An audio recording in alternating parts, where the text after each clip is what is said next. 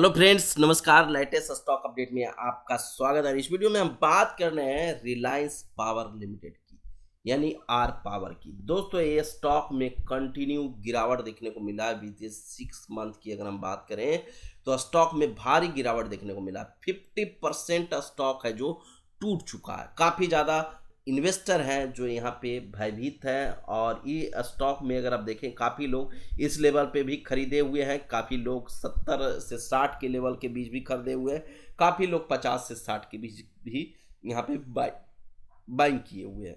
तो यानी are power के अंदर अगर आपकी इन्वेस्टमेंट है तो ये वीडियो आपके लिए बेहद इम्पॉर्टेंट हो जाता है, और यहाँ पे काफ़ी कुछ जानने को है आर पावर के अंदर। लेकिन उससे पहले दोस्तों मैं आपको अपडेट दे दूं कि यहाँ पे मैं सेबी रजिस्टर्ड एडवाइजर नहीं हूँ, तो यहाँ पे मैं किसी भी प्रकार के स्टॉक में इन्वेस्टमेंट रिकमेंडेशन बिल्कुल भी नहीं देता हूँ। इस चीज़ का बिल्कुल आप ध्यान रखें।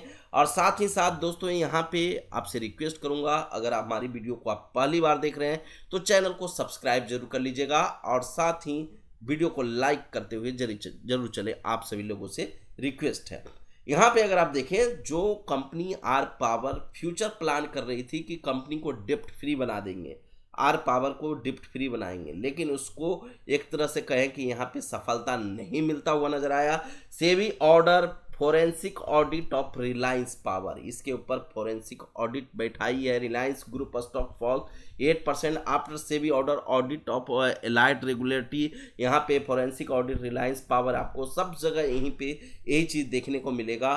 तो यहाँ पे सेबी की काफ़ी मतलब तिरछी नज़र कह सकते हैं कि रिलायंस पावर के ऊपर पड़ा हुआ है, और इसके ऊपर कुछ ना कुछ एक्शंस लेती हुई दिख रही है। कुछ ना कुछ चीज़ें जांच करती हुई दिखाई दे रही है, जिसकी वजह से रिलायंस पावर के शेयर काफ़ी ज़्यादा टूटता हुआ नज़र आ रहा है। अगर हम बात करें रिलायंस पावर की, तो रिलायंस पावर की फिलहाल स्थिति है जो क्या है, अगर आप देखें आर पावर के अंदर, तो 13,185 करोड़ का फिलहाल इसका मार्केट कैपिटलाइजेशन देखने को मिलता है। 44 की पी पे ट्रेड कर रहा है।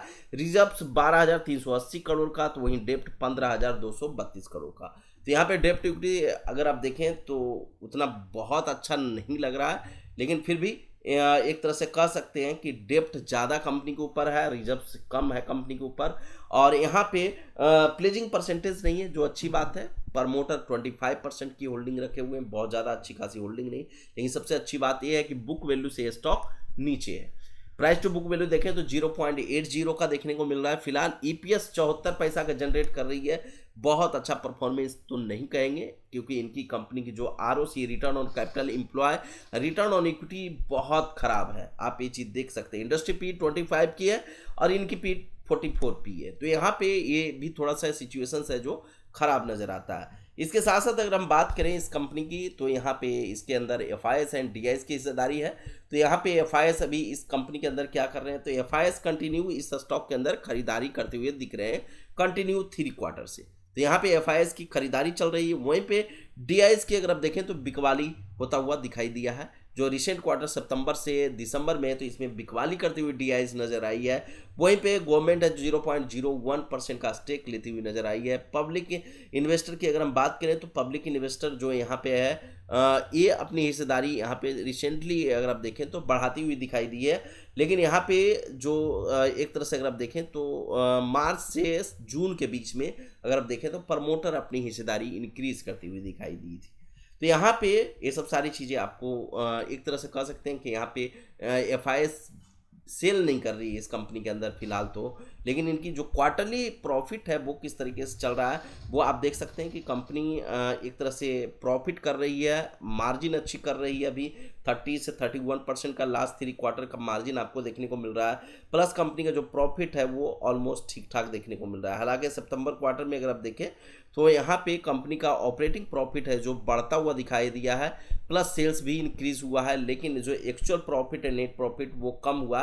वो उसकी वजह है other income. Other income 3,433 crore से घट के कंपनी का अदर इनकम मात्र 93। अदर इनकम अगर आप देखें कि कंपनी ने कुछ ऐसी चीज़ें हैं जो सेल कर दी हो, जिससे उनका इनकम हुआ। तो ये तो एक ही क्वार्टर में हो सकता है या 2 क्वार्टर में हो सकता है, हर एक क्वार्टर में इतनी अच्छी इनकम नहीं, क्योंकि पूरी एसेट्स ही सेल कर रही है। अगर कंपनी कुछ ऐसे मतलब मशीनरी है जो उसको सेल कर रही है तो वो हर एक क्वार्टर में सेल नहीं करती हुई दिखेगी, वो किसी किसी क्वार्टर में आपको देखने को मिलेगा।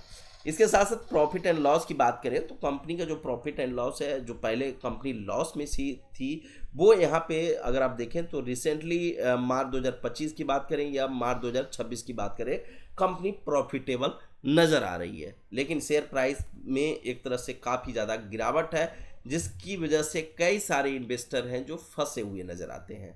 यहाँ पे इनकी जो क्वार्टरली रिजल्ट्स है, जो अभी दिसंबर क्वार्टर का कब आएगा ये अभी अपडेट नहीं आया, जैसे ही अपडेट आता है मैं आपको अपडेट दे दूंगा। बैलेंस शीट अगर आप देखें तो बैलेंस शीट बहुत ज़्यादा अच्छा हम नहीं कहेंगे कंपनी का कि बहुत अच्छा स्ट्रॉन्ग नज़र आता है, ये बिल्कुल मुझे नज़र नहीं आता कि काफ़ी ज़्यादा स्ट्रॉन्ग है, क्योंकि यहाँ पे सबसे पहले रिजर्व भी अगर आप देखें तो रिजर्व कंपनी के पास कम है, डेप्ट ज़्यादा है। लाइबिलिटीज़ की बात करें तो लाइबिलिटीज़ कंपनी का अपना कम करती हुई नज़र आ रही है, प्लस टोटल एसेट्स भी कंपनी अपना कम करती हुई नज़र आ रही है। CWIP में वर्क जरूर देखने को मिल रहा है, इन्वेस्टमेंट कंपनी करती हुई दिख रही है, ये कुछ चीज़ें हैं जो अच्छी पॉइंट यहाँ पे आपको देखने को जरूर मिल रहा है। लेकिन अगर आप देखें जो रिलायंस पावर है, लंबे समय में 1 साल में अगर आप देखें तो भी 1 साल में स्टॉक है जो टूटता हुआ दिखाई दिया है। वही 5 ईयर्स की अगर हम बात करें तो 5 ईयर्स में 840% का रिटर्न दिया है, काफ़ी अच्छा रिटर्न देता हुआ नज़र आ रहा है रिलायंस पावर लिमिटेड। तो ये एक तरह से लंबे समय में इन्वेस्टर को अच्छा पैसा बना के दिया है। मैक्सिमम रिटर्न की अगर हम बात करें तो मैक्सिमम है जो ये स्टॉक है जो 86% वेल्थ है जो डिस्ट्रॉय की है अपने इन्वेस्टर का। जो लोग 2020 में इस स्टॉक के अंदर खरीदारी किए हैं उनको जरूर अच्छा खासा यहाँ पे रिटर्न मिलता हुआ दिखाई दिया है। तो दोस्तों ये पॉइंट आपने सारा समझ लिया होगा। अभी तक आपने वीडियो को लाइक नहीं किया है तो वीडियो को लाइक करते हुए जरूर चलिएगा। साथ में मैं आपको वीडियो दूंगी, यहाँ पे मैं सेबी रजिस्टर्ड एडवाइजर नहीं हूँ, यहाँ पे मैं किसी भी प्रकार के स्टॉक में इन्वेस्टमेंट रिकमेंडेशन नहीं देता हूँ, इस चीज़ का बिल्कुल आप ध्यान रखें। और फिर से मिलते हैं नेक्स्ट वीडियो में लेटेस्ट न्यूज़ के साथ दोस्तों।